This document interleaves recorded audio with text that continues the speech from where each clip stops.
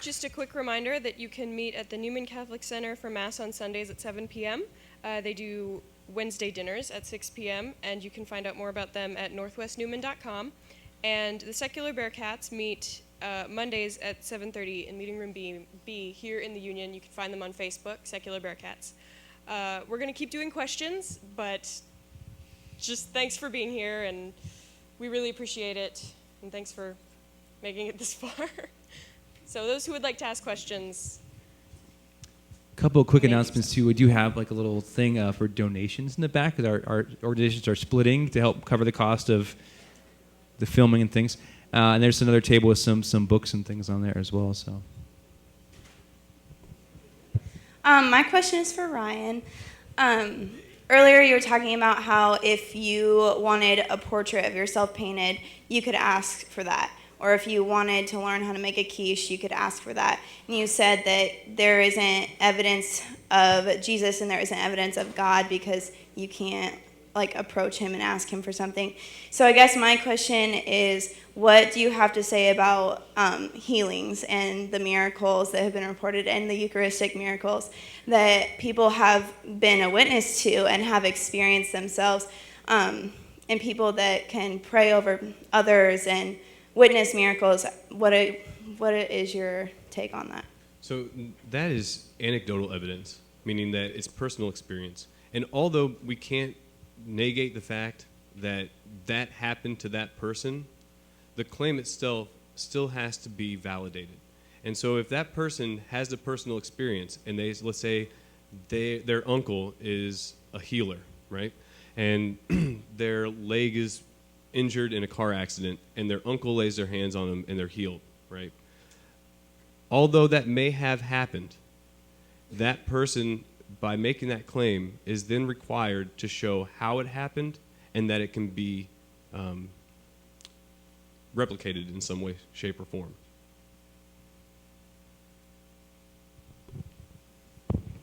You already know who my question's for. Ryan, do you believe that there is a universal morality that is ingrained to all of humanity? If not, could you explain why? Sure. I don't think that there is an overall objective morality that we are bound to. The reason I say that is because if we look around the world societies today, we all have different forms of morality. To set up a dichotomy like objective and subjective kind of oversimplifies the situation of morality itself.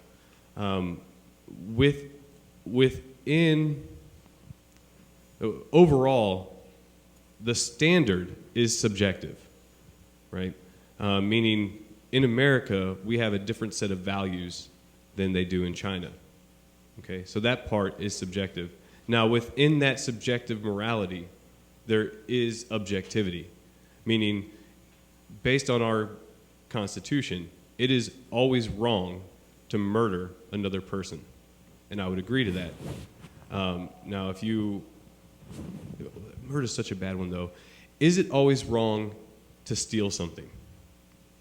My answer to that question would be no, and that's because theft, in and of itself, is not an immoral action. It depends on the intention. It depends on the circumstance. If you are a father of 4 and your children are starving to death, and the only way you can feed them is by stealing bread from the baker who has 1,000 loaves of bread, is it immoral to steal from that baker? I would say no. The reason why is it's more immoral to let your children die of starvation when you can easily acquire bread. Great. There's obvious arguments to respond to that, such as you could just ask the baker if he'd be kind enough to give you a loaf of bread. But my next question then is, you've alluded to the Constitution. Actually, you've directly mentioned the Constitution as one of the best ways to determine how we should behave in our world today, particularly in our society. Sure. Please remember not to swing your phone, by the way. Oh, sorry. Okay. So my question then is, you obviously are intellectual enough to realize that theists wrote the Constitution, so do you have evidence for a morality or a way of doing morality without freeloading from theists. I would disagree that theists wrote our Constitution. First of all, John Adams was quoted in the Treaty of Tripoli as saying that our nation is in no way founded on Christian principles. Also, Thomas Jefferson wrote, he took the Bible and the words of Jesus, took out all the supernatural claims of Jesus, and made a book strictly speaking about the moral teachings of Jesus of Nazareth.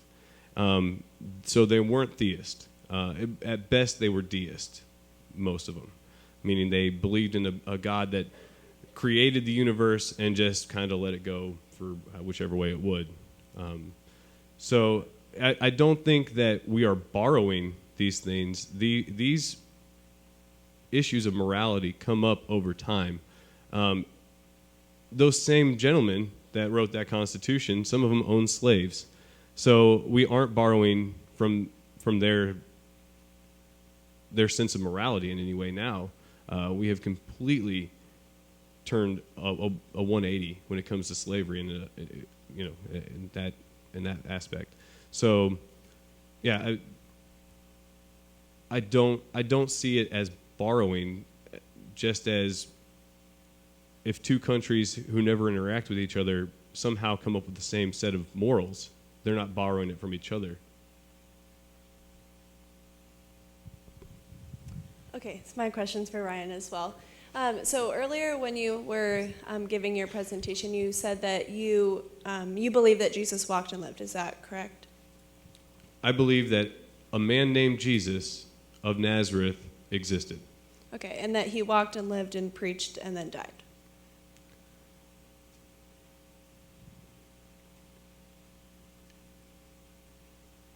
Yes and no. I mean, to be that specific about Jesus of Nazareth goes very deep into, like, we're talking about a specific person and the nature of that person and their life. Now, if he lived, then yes. Then he lived, he walked earth, and he died. Okay, all right. That much I can say is true. Okay, so then my other question to you is if, as believers, the reason for our life is eternity, which comes right after judgment. So if you don't believe that we are judged and that leads to eternity after that, then where's the value in life? If for us, life, the value of it is to serve God and serve others, and then judgment happens, and then you either go to heaven or hell. But if that isn't your belief, then what's the point of? That's I guess a really direct question, but if that's not the value of life, then what is your value in life? My life being a precious, valuable thing comes from the fact that it could be taken away at any moment, and nothing else makes it valuable. The fact that I could lose it tonight makes every action today meaningful. And because I have that value, everybody else who I perceive is like me intrinsically has that value too.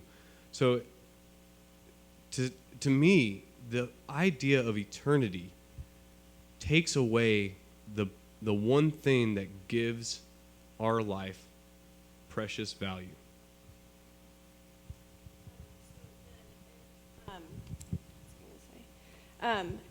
So if you're just going to die and that's it, then what is the point of living right now if when you die that's the end of it? Do you let her the mic? Do you have relationships in your life that you value? Yes. Why aren't those good enough to live till tomorrow? They are, but I would also love them to continue for eternity and not just till a couple years down the road when I die. Sure. I would say that I would stop at the fact that the relationships that are meaningful in my life give me enough purpose to live for the next day. Okay. So it's not just death that brings value to life, it's the relationships that you build in life that bring value. I think they add value to life, but what gives life its value in the first place is the possibility of death. And just a quick reminder, you apologized for your question, so I just wanted to say offensive questions are A-okay as They're long fine. as they are not They're fine. asked in a rude manner. That was not rude at all. That was It's fine to ask questions that you're like, oh, is this okay? Is he going to get offended? They will not get offended. This is for Maxine. Start like beatboxing. I really didn't want to be this person, but I am okay. going to because Don't no one's apologize. actually brought it up. That's I'm not okay. apologizing. I just didn't want to be this person. In Christianity, meaning the Bible,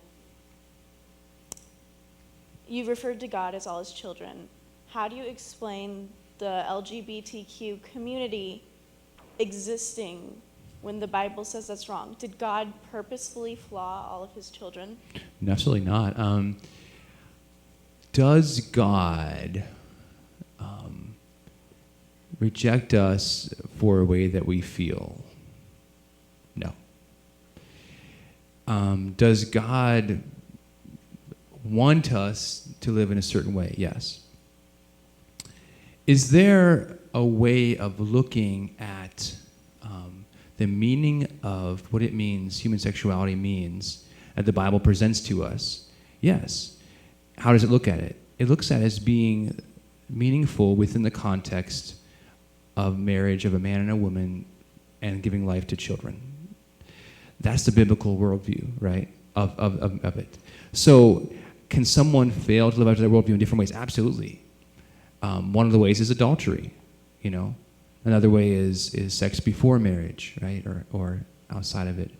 And there are other things too. Another way is to block God's ability to bring forth life from the sexual act that he created for life. Anything that separates the meaning of sexuality being bonding but also giving life, anything that intentionally separates that would not be part of God's way of founding it in the first place. Does that mean God doesn't love people who experience desires that are contrary? Absolutely not. I mean, God loves people in the midst of whatever that we're going through, in the midst of whatever our desires may or may not be. Now, again, is this a matter of hating people? Not at all. One of the things that the Catholic Church teaches in our catechism is that any form of unjust discrimination should be avoided against people who experience attractions to the same sex. Absolutely. But we believe that this sexual act, for instance, like, is the church against love? No. I love my father, right? But being able to have sex with my father wouldn't add to that love, right? You know, I can love lots of guys and lots of women and everything and love them deeply. The church is not saying we shouldn't love people, but that there's a particular place for the sexuality that God created, and it's only in the context where it's both bringing together a man and woman in marriage and giving life. So what does that mean for us who struggle to experience that? How can we be helped? Well, we start out just being friends of each other. We start out by loving each other where we're at and saying, you know what, I struggle with things too. That's what I'd say. Okay. I mean, that's as fair as I can be really about. You know what I'm saying? Like, I'd like to take this opportunity to give my definition of what marriage should be. It should be the union between two well-informed, consenting adults. why two?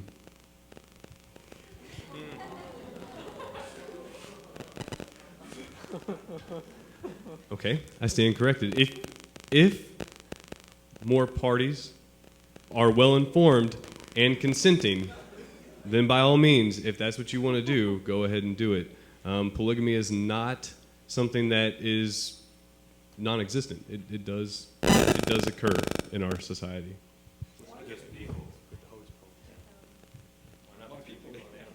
Well, the reason that it's just people is because if you spread it over to other creatures or mammals even, it takes away the idea of informed consent, and that understanding of informed consent is very important to the aspect of sexual relations between two people, or three or four, whatever the case may be. So when you jump away from two humans getting married, you're completely you're ignoring informed consent and what that means and why that's so important. Okay, next question. Hello, my name is Colby. So this is just something that I've been thinking on throughout the course of this debate. And here it goes. I'm a freshman. I'm not very good with words yet. I, and it qualify this question too. At what point does like theistic religion and atheism diverge? It seems like Christianity has some reason to it. Another note: the cell phone. Okay. It makes it kind of. Okay. It seems like Christianity has some reason to it, though we can disagree on the complete validity of those reasons. It seems to me that reason is like a car that can bring us close to the truth or somewhere near the truth of a certain teaching of Christianity, but reason can't always bring us all the way there. So I guess, are Christians people willing to get out and walk the rest of the way? And then are atheists just people that think certain teachings are an impossibly long walk? What a good question. I like the word. That's a really good question. I like that. Good job. Cool. Can you please restate that question? The question portion of it, not the context. Yeah. So it's like, so are Christians people willing to get out and walk the rest of the way there? And are atheists people that think certain teachings are impossibly wrong?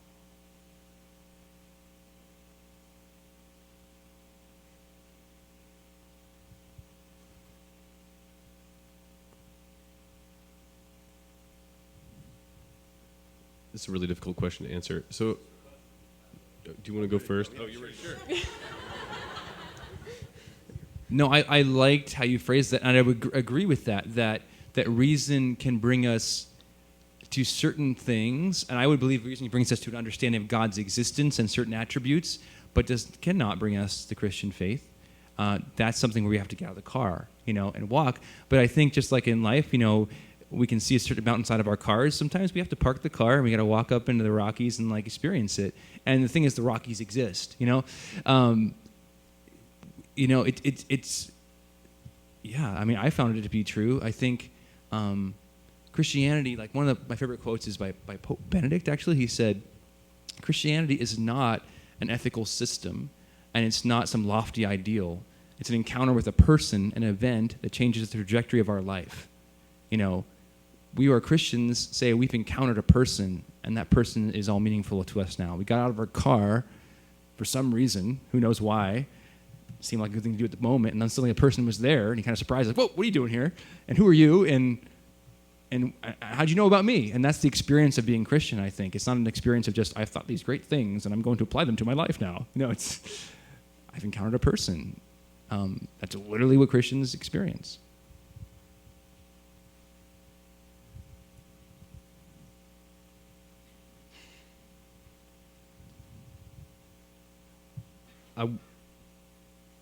I want to ask, when you say reason, or reasons, you say reason can't always bring us all the way there. So, because you say, it seems to me like reason is like a car that can bring us to the truth of certain teaching of Christianity. So, are you saying that Christians are the only person who can reason?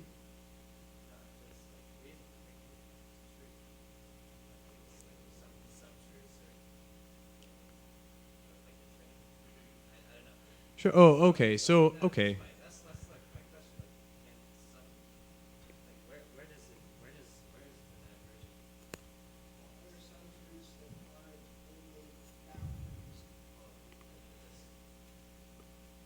Well, I think there are some truths to the world that can be known without not just by reason. You can't know something just by reason alone.